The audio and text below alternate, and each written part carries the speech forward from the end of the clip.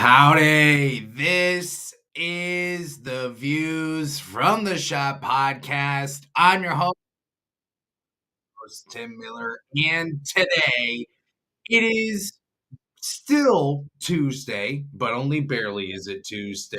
Tuesday, January 21st, 2025. And I wish you on this night a very, very happy International Play Date Day. Today's show, of course, presented by the one and the only college basketball analytics. Go to cbbanalytics.com right now. Look, I know you're watching on YouTube. You've got access to the internet. Might as well go to cbbanalytics.com right now. Sign up for a free account. Or, of course, you can sign up for a paid account. Use the code SHOTT. That's SCHOTT. You know what? Let's do this for the first time ever. Let's participate in the live chat. And let me give you the link here in just a second. It'll be there. Don't worry. Go there right now. Just do it. You know why. I've talked about it plenty of times before. Get access to all the stats that several Division I programs have access to by signing up for a free account, or actually you'll need a pay account to get all of the stats that are available there. I'm kind of butchering this for college basketball analytics. Apologies. Go there, use the code SHOTT. That's SCHOTT in order to get an entire month off. Let's move on because that went kind of rough. What didn't go rough, I guess, was like the final 8 seconds of the game. Ohio State knocks off Purdue. If you're here watching live, we're going to celebrate that together. If you're listening on podcasts as well, welcome. Please like the video. If you're onto YouTube, make sure you are subscribed as well. You may be high off of Ohio State's big win in the Peach Bowl, also known as the national title game last night. You may be high off that and just decided, let's turn on the Buckeyes, see what happens against the Boilermakers. Oh, I haven't been paying attention all year. They are 10.5 point underdogs against Purdue. Don't like that. Probably won't watch. Maybe you watch a little bit. End of the first half, you say, yeah, this isn't worth my time. This is why I don't watch this team. And then it turns out we get late in the second half. We get midway through the second half, and this team is in it. So we're going to talk about the game. We're also going to talk about how much of a mess that the final 2 minutes of the game were. If there's anything that we need more of in college basketball, it's stoppages. When a game is close and tight, late, we need more whistles, we need more fouls, and we especially need more instant replay and just confusion. Can you sub in? Can you not? Can you huddle? Can you not? We need all of that. So thanks for being here again today. Please make sure you are subscribed on YouTube if you're watching right now. Subscribe, like the video, drop a comment. Let's hear your thoughts on the win. Buckeyes picking this one up against Purdue. I don't know.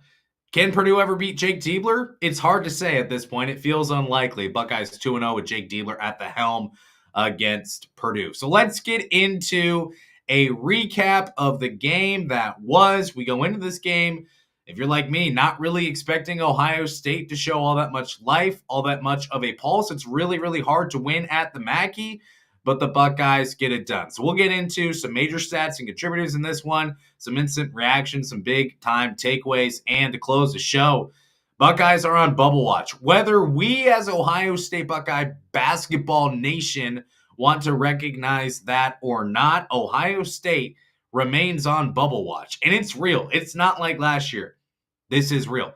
So let's get into it. Some major stats and contributors in this one. First of all, Ohio State snaps Purdue's home winning streak, the third longest active home winning streak in college basketball at 26 games. That has now been halted at the hands of Micah Parrish, Bruce Thornton, Jake Diebler, and Ohio State. The Buckeyes pick up the first win at Purdue by a team not named Purdue since Indiana did it in February of 2023. It's almost been 2 calendar years since a team has come to Purdue and won. So it's a big-time win for Ohio State in that regard. It's also a big-time win for Ohio State bubble-wise because this is a quad one win. In some games, you pick up some wins and you hope, man, this team needs to play well down the stretch. We need this to be a quad one win, or maybe they're fringe quad 3, quad 2. This is going to be a quad one win for Ohio State. You can guarantee it, chalk it up, check off the box right now. You can tally it in permanent marker, doesn't matter. This is a quad one win for Ohio State, and it's big. And it was a tale of two halves. You probably sense my tone if you follow along on X. Pretty negative in the first half, and that's because Ohio State just didn't look good. It looked like the normal Ohio State that we had seen. Really, really bad offense, sputtering at times, even worse than sputtering, just not doing anything offensively in the first half. Second half, things look a lot better, and we can break this down stat-wise here. In the first half, Purdue goes 15 of 25 from the field. Stats and info is telling me in my ear right now that is 60% from the field. Hard to win a game, hard to win a half when you allow 60% of shots from the field to go up and go in for your opponent. And as well in the first half, Ohio State shoots just 27%. They go 3 of 11 from the three-point line. Not really awful, especially given it's 20 minutes and maybe in the second half you go, 8 of 12 potentially. 3 of 11, not bad, but with all the other stats stacked against Ohio State, made it really tough for them to be in it in the first half.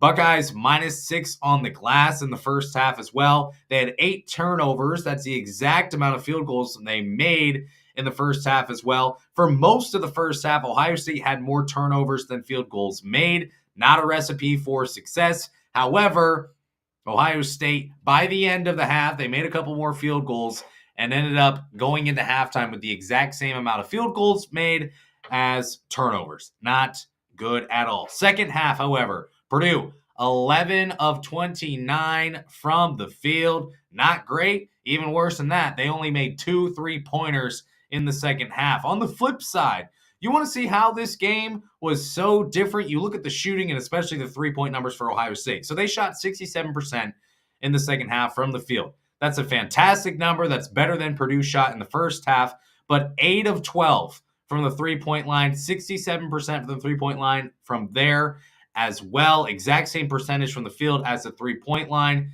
67% from the three-point line. Hard to lose games when you take an entire half shooting like that. And if you break down the stats, I've got this up on a tab open on my other monitor here.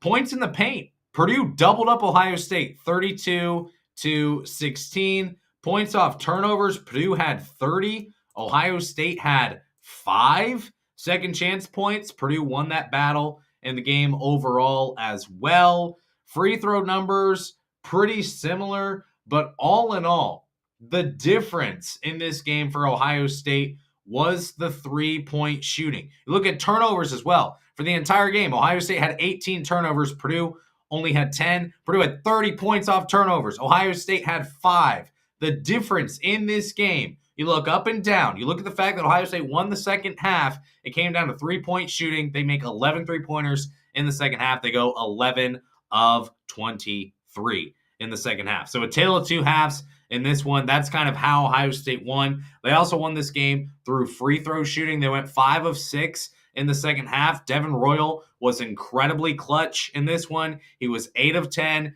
clutched up late. Look at him at the end of the first half. He had a turnover, and that was off of a Purdue turnover. He turns the ball over. Then Purdue, I think, misses a shot. Devin Royal throws the ball out of bounds again for another turnover. But he was really good when Ohio State needed him the most. He had a really solid game in this one. Micah Parrish. What can you say about Micah Parrish? I feel like I've been pretty high on Parrish this entire season, wanting him to get more looks. Bruce Thornton, at times, he hits a wall. And someone was in the comments today on X saying that Bruce Thornton isn't conditioned enough. I don't know. That's not the worst idea I've heard in the world. He's a third-year player, though, so maybe that's not the case. But something's going on with Bruce Thornton to where he kind of plays up and down, game to game. It's been that way. Now his third season. He's dealt with running into walls and then playing really, really well, and then running into walls and then playing really, really well. In this one, you needed someone to step up because Bruce Thornton only had 11 points. It was Micah Parrish who steps up. Career high, 22 points. I believe, was that his final number? 22 points? Yeah, 22 points in this one. He played all 20 minutes in the second half, did not come out. Jake Diva really only played 6 players in the second half. Didn't help that you lost Colin White for the entire game. I know he's a depth piece. He's not a starter, but you don't want to lose anyone at this point if you're Ohio State when you don't have Meechie Johnson, you don't have Kalen Etzler, Austin Parks in this one as well. And in the second half especially, it was your starters playing and Quez Glover. That was about it for Ohio State. So Micah Parrish really had to step up, and he was huge for the Buckeyes in this one. Career high, 22 points, 8 of 10 from the field, 6 of 8 from the three-point line, 7 rebounds as well. He had 4 turnovers. Yeah, that's fine when you have 22 points and you're creating scoring in multiple different ways. So Micah Parrish was huge for Ohio State in this one as well. And Ohio State finally shot the three-point ball. I've been pleading for Ohio State to do this. I've been pleading for them to do it well. I think that they are capable of doing it. Based on how they started the season, it looked like that was something that they were going to be able to do really, really well this season. And then they completely fell off the cliff after the Pitt game. Get through Black Friday. Ohio State really bad from the three-point line since then. They, again, only shot 3 of 11 in the first half. In the second half, the entire game, 11 of 23, 48% from the three-point line. This is the most three-pointers made in a game for Ohio State since that game against Pitt, and it's their first time making 11 three-pointers or more in regulation in a 40-minute game since November 25th when they beat Green Bay. Remember how you felt about Ohio State after they beat Green Bay? Probably pretty good is my guess. That's when they were playing good basketball. Let's find their schedule here. So at that point, obviously they pick up the win over Texas, big win over Youngstown State where they dominate in the second half. Then they fall to Texas A&M. After that, win over Evansville, 80-30. You win over Campbell, 104-60. You beat Green Bay, 102-69. Offense firing on all cylinders. The defense actually better than the offense at that point in the season. And you thought, man, this team could end up being really good. Maybe you get Aaron Bradshaw back. Maybe Sean Stewart starts to improve. Quez Glover gets healthy. Colin White gets healthy.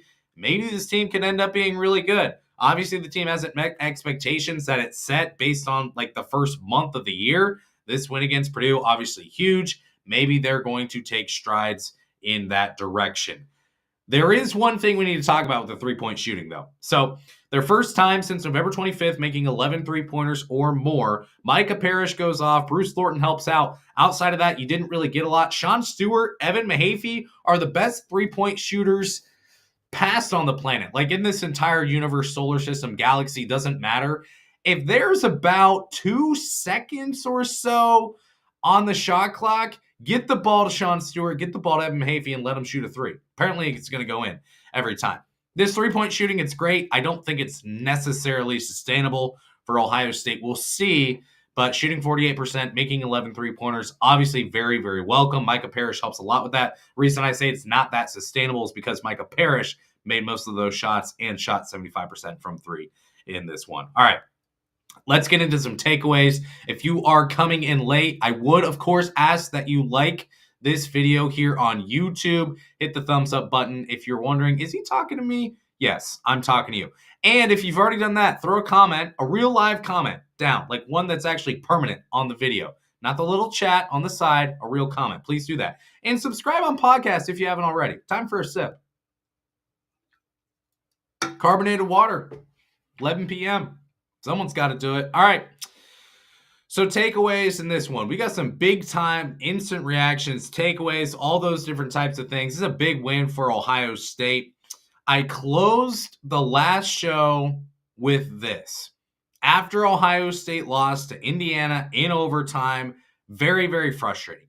And you look at it, you can't go back and change it. But you could see so much differently how this team would look if you pick up the win over Indiana, you pick up the win over Oregon. Michigan State, yeah, maybe. Did they really deserve to win that game? Probably not so much. Pick up the win over Pitt, though. If you have those 3 wins, instead of sitting at, what's their record right now? It's at the bottom of your screen if you're watching on YouTube. They're 11-8. If instead of being 11-8, you're 14-5 right now, oh my goodness, what a difference that would make. So you look back at those games that they lost that Ohio State definitely could have won, and it's frustrating. But I said to close the show, look, Ohio State's going to take on Purdue, and after Purdue, they get Iowa. And guess what? The schedule doesn't really get much softer from there because they take on, I think, Penn State after that. Let's do some scrolling here.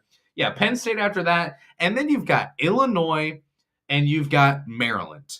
Two teams right now projected to be on the inside of the NCAA tournament. You've got Nebraska, not sure where they'll be. Ohio State has so many opportunities to get onto the bubble and play its way into the NCAA tournament. And this is different from last season because the Buckeyes are starting to pick up wins that actually matter. Last year, the wins that Ohio State had were either at home or they were on the road against teams that weren't really all that impressive. Yeah, they got shellacked last season by Northwestern. They got dismantled by Wisconsin on the road. But the road wins that they would pick up weren't that impressive. You lose to Penn State on the road. Not good. But if you look at this season, they're starting to put together some signature wins. Like I said, Purdue, that's a quad one victory through and through, no matter what happens this season. And I guess not no matter what happens, but Purdue is not going to end up falling far enough to be a quad two win, especially with it being a road game. Kentucky also going to be a quad one win for Ohio State. They've got more and more opportunities as this season moves along. Buckeyes have plenty of opportunities. Close the show with that. They pick up the win over Purdue. They will have more chances to continue to build out this resume in a way that they really didn't have last year because they're ahead of where they were last year. Now at this point, you're looking at a team that if it can pick up a win at Illinois, and you tell me, it's fine. You tell me, coming into this game, did you give Ohio State any chance against Purdue? No, probably not. Do you give them a chance against Illinois at Illinois? No, probably not. But if they can win at Purdue, who says they can't win at Illinois? It's games like that. It's a home game against Michigan. You go on the road. You got to take on USC and UCLA. Both of those wins should be good for Ohio State. They're going to help the resume. Last year, the issue was Ohio State couldn't pick up any road wins. They've got this one up over Purdue. They've got the neutral site win over Kentucky as well. I'm sure I'm forgetting some like legitimate wins for Ohio State. Minnesota, no, we don't care about that. Rutgers at home. So not really any legitimate road wins outside of Purdue, but you've got the neutral site wins against Texas and Kentucky. Those are two teams inside the bubble at this point. So they're ahead of where they could have been at this point last year. They're picking up some quad one, quad two wins. Those were their two major weaknesses. No really inside bubble wins and no away wins. They're moving past that, at least at this point this season. It's not over. Do I think Ohio State's going to make the NCAA tournament? We'll see. I'll talk about it at the end of the show, but the Buckeyes are in a good spot. They've got more chances to win. This was a game of runs. Everyone says basketball is a game of runs. Purdue, Ohio State, I think that they had some bad kale or something before the game. Food poisoning extravaganza between these two teams. So Ohio State goes on a 10-0 run. They go on a 15-0 run in this game. Purdue, 9-0, 8-0, 17-2 in this one. And when it's all said and done, you look at Ohio State's 15-0 run in the second half. That is what did Purdue in. And in the second half, you still had Purdue going on, I think, a 6-ish-0 run. And then Jake Diebler calls a timeout out of the run. Purdue scores, I know for a fact, I think 6 points unanswered out of the timeout. Jake Diebler has to call another timeout to try to get things fixed. This was a game of runs between these two teams. Ohio State's 15-0 run won this game for them. And another takeaway from this one, they did it without Colin White. He played 7 minutes in this one. He re-aggravated his left ankle, checking for some texts on some status update on him. I don't have anything yet as of this point, but he plays in 7 minutes in that game. Not what you would like to see. And John Mobley Jr. plays 19 minutes. He gets hit in the head. He has to miss a lot of time there to close the first half. And then you get into the second half, and he's still not playing. And I was wondering, is he going to get back into this game? Now, Colin White came back onto the bench with a boot on his left foot, ankle, calf. Hopefully he is okay. Hopefully it's nothing serious. That would be a big blow for Ohio State, a team that doesn't have a lot of depth. Colin White can do some really good things. I mean, he had a really nice pass in the first half in the limited playing time that he had. Got it into Sean Stewart. I think Stewart lost the ball, going up for a layup, and I don't remember if it was a turnover. Ohio State got it back. So that's not something that shows up on the stat sheet, but it was a great look by Colin White. He plays with high energy. He's your I'm not even going to get into that. He plays with high energy. Okay, we'll leave it at that. And he just plays well for Ohio State. I feel like as a freshman, he's done well for the Buckeyes. So hopefully he can get back.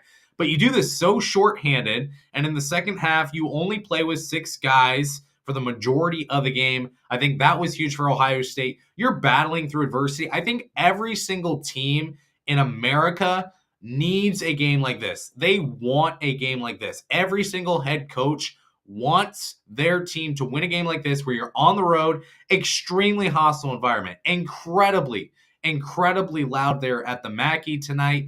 And not just that, but also you have the fact that you're playing a really, really good team. And Ohio State plays a really, really good team. They get down by a bunch. You are shorthanded already coming into this game. Before you even have the jump ball, you're shorthanded because you don't have Michi Johnson. You don't have Austin Parks. You don't have Kalen Etzler. Etzler and Parks both out for this game for actual real reasons. I expect them to be back with the team.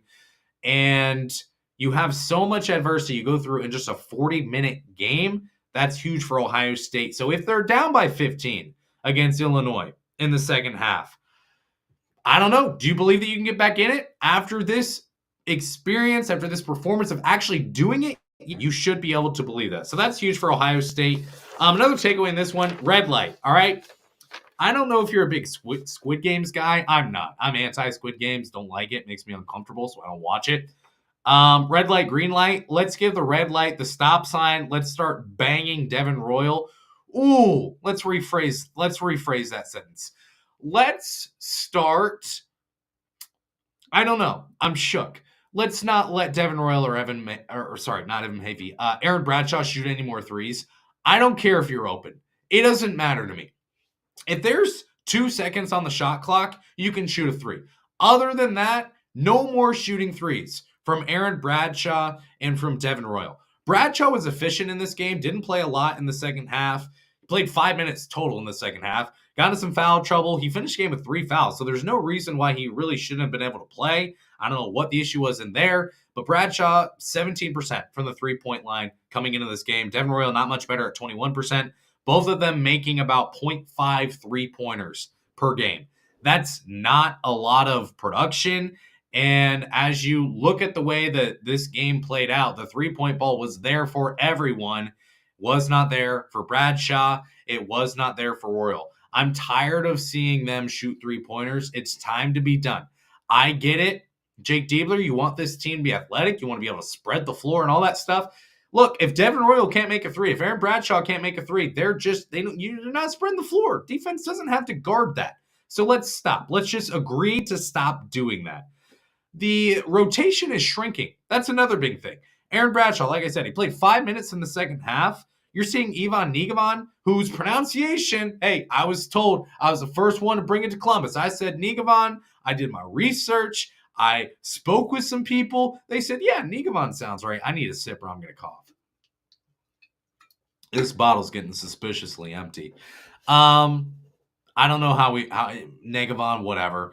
All that to say, you don't expect him to play much. He had 3 minutes in the first half, didn't play a single minute in the second half. Evan Mahaffey only played 7 minutes in this game. This is the same Evan Mahaffey that started, 35 out of 36 games last season for Ohio State. I get that rotations often shrink as you move through January and in-conference play.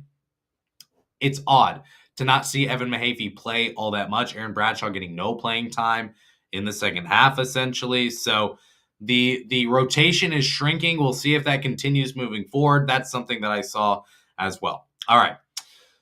Last but not least, let's get into some bubble talk. Again, thanks for watching. If you're here with us live, like the video if you haven't already. If not, I might send a small monkey to come like the video for you. And make sure you're subscribed on whatever podcast platform you use as well. Thank you for being here. Appreciate it. So we got to talk about the bubble. All right. So this win for Ohio State is huge. They win the second half 45-29 to win the game, 73-70. Purdue, a top 10 team in the nation, By the time this season is over, Purdue is probably going to be what, a 3, a 4, a 2, a 5 seed in the NCAA tournament. This is a big win for Ohio State. Again, this win locked in, quad 1 for Ohio State moving forward over Purdue. As of this morning, I know we have some Joe Lunardi haters out there. I may be one of them. I don't hate him. That's too far. Don't appreciate his work as much as some people do. He's got Ohio State in the first 4 out as of this morning in his bracketology. And Jerry Palm of CBS Sports, who I appreciate a fair amount more, he's got Ohio State outside the first 4 out. So both of these world-renowned bracketologists do not have Ohio State in the field right now. Quad 1 win is locked in. Road win locked in. 2 things Ohio State did not have last season. They are starting to build that as of now. They have neutral site wins over Kentucky and over Texas. Let's do some live net rankings searching here, shall we?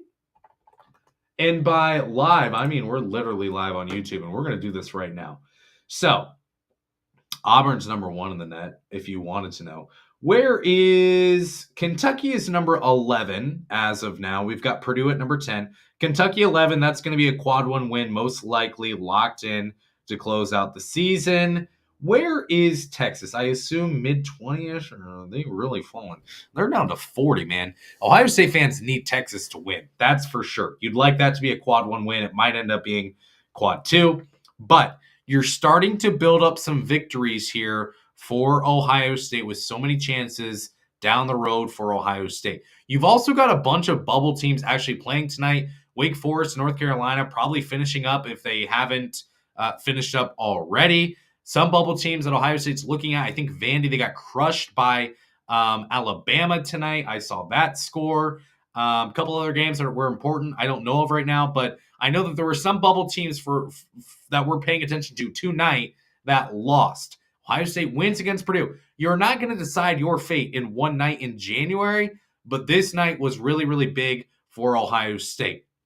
And again, the difference this year for Ohio State is wins inside the bubble compared to last year. You got Purdue, you got Kentucky. Hopefully you get Pitt. Hopefully you get Texas. We'll see. You got a lot of Big Ten games left to come as well. So we'll see what happens with that. But the Buckeyes, they're not just on the bubble. And it's so weird. Like, is this team that much better than last year? I honestly don't think so. I wouldn't say that they are. But the good thing for Ohio State is that the resume at this point is better than it was last season. You look at this team last year at this time, they were not on the bubble. They were not considered to be on the bubble. They were busy losing by 29 to Northwestern. That was fun. So, a lot of people mad about Jake Diebler. A lot of people mad about this team. A lot of people frustrated with the progress or the lack thereof that they are showing. Ohio State gets to take on Iowa at home next Monday. Iowa, as of current, is beating Minnesota in football on September 21st of 2024. Thank you, Google, for nothing. Honestly, how do we get there? Minnesota beat Iowa. That kills my parlay, which would have hit. That would have been plus 205, but we don't care about that. BIP on fire tonight. Okay, we hit an over Butler, UConn. We hit an under Mississippi State, Tennessee, and an over Indiana State, Illinois State. Just saying, looking good. All that to say, Iowa just lost to Minnesota at home. That doesn't really help Ohio State's chances of that being like a good win for Ohio State because Iowa is just apparently not that good other than playing offense this year when it comes to playing basketball. All that said, Buckeyes are going to have a real chance to pick up another real win over Iowa. It's at home. Does Iowa play? The amount of looking up and Googling I've done on this show, probably not professional. Do we care? If you're listening at this point, you probably don't. Like, we're in it together at this point. Like, if you're here live, you are so in it with me, and I appreciate that. Just looking to see, what's Iowa got going on? Iowa's got to play Penn State on Friday, so the Buckeyes are going to have a lot of rest advantage in this game. That helps them. They get to be at home. They come off a big win. Little mini bye, it feels like, for the Buckeyes. Devin Royal, can that risk get fully healthy? Can you get Austin Parks? Can you get Kalen Etzler back? You just need bodies. Just need to be able to have those guys to practice, I think, more than anything else. So we'll see what happens with that. But the Buckeyes pick up a big win over Purdue tonight. The story for Ohio State, it has not ended. Do I think Ohio State makes the NCAA tournament? Still at this point, I don't think that they're good enough, but I hope that they prove me wrong, and I'm sure that you hope that as well. I appreciate you watching today's show. If you watched it live, I appreciate it a bunch. If you listened after it was live, maybe on Wednesday, I appreciate that a bunch too. I'm going to shut up before you shut me off. Big win for the Buckeyes today. Go Bucks.